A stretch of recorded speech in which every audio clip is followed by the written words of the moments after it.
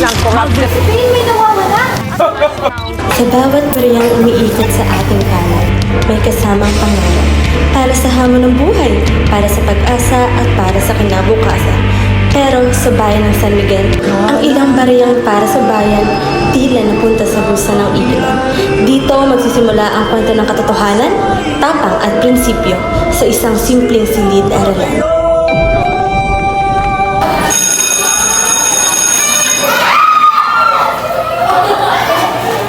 Magandang hapon sa inyo, class.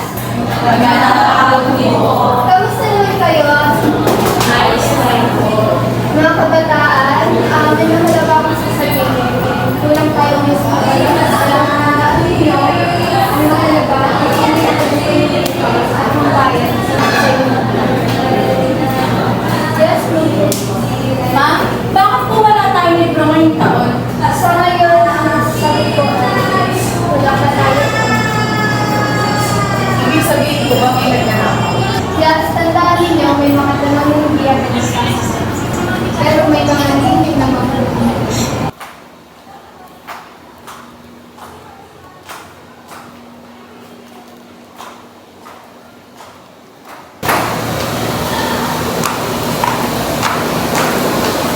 Lisa! Lisa! May balita ako sa'yo. Wala na bago ng mga paaralan. Pero sabi sa radyo kagabi, naibigay na daw ng munisipyo. Ibig sabihin, may nawawala. Excuse me po, ma'am. Magandang araw po. Ako nga po pala si Marisa Magot. Ito naman po isa po nating reporter sa ating campus po. Nais po namin kayo makapanayam kung maaari po. Kung makakatulong sa katotohanan ko, pero mag-iingat kayo, hindi basta-basta sinayagdat. Totoo po ba, ma'am, na may mga nawawalang pondo dito sa ating mga paaralan? Sa ngayon, hindi ko pa mapapatunayan yan. Ngunit may ilan na lamang halimbawa dito, kagaya ng silid na yan. Noon ay nagpondo daw, ngunit ngayon, ganyan pa rin. Aba, totoo yan. Buwan-buwan may sinasabi sila ng proyekto pero wala naman ako nakikita. Kaya nga, puro litrato sa Facebook pero sa realidad naman, puro lubak. Diba? Yung perang galing sa pondo ng paaralan, ilipat mo sa pagpapagawa ng mga kalsada. Siguraduhin mo walang ebidensya to Ayaw ko may abala sa eleksyon.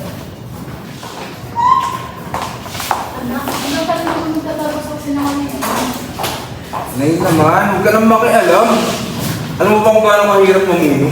Ang hirap ay hindi dahilan para kayo magnakaw. Ang bayan ay hindi mo pag-aari.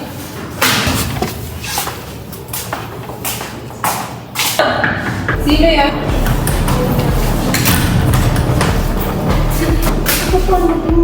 Mabisa.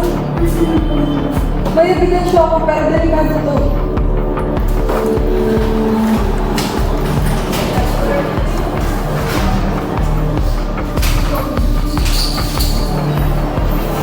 Pero bilisan na natin.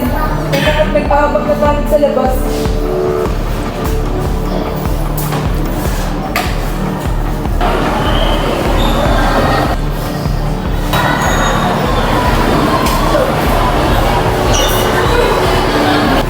Sino yung nasa loob?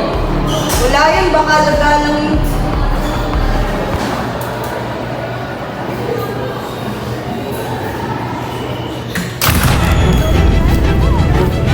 Ibalik!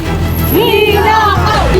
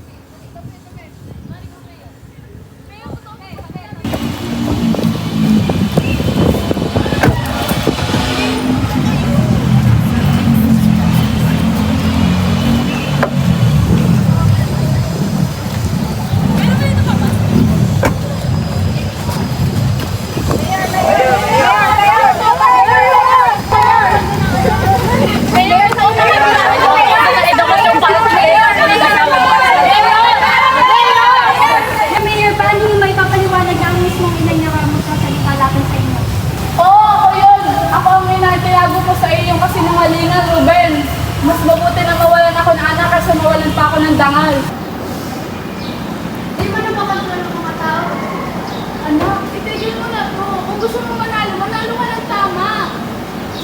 Hindi niyo ako naiintindihan, Inay. Ang ginagawa ko ay para sa inyo. Ang paglalaki ay hindi pagmamahal. Ang pagmamahal ay marunong magsakripisyo.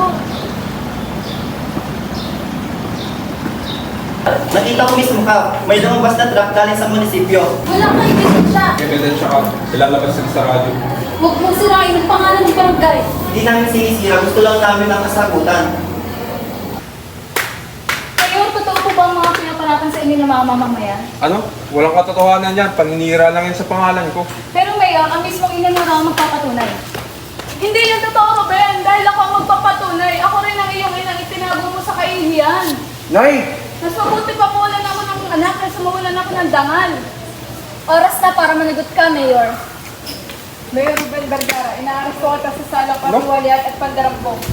Hintawan niyo ako! May garapatan kang hindi magsalita. Ano mang sabihin mo ay maaari kong gamitin laban sa iyo. Naiintindihan mo ba? Tara na. Di pa ito ang wakas.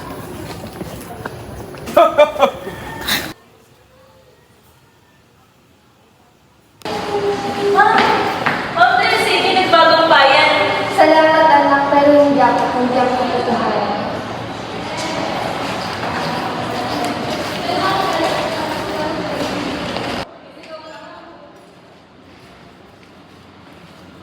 Ma'am, totoo po bang nahuli na si Mayor? Oo, anak. Pero tandaan niyo, maraming barya pa rin ang kailangan natin.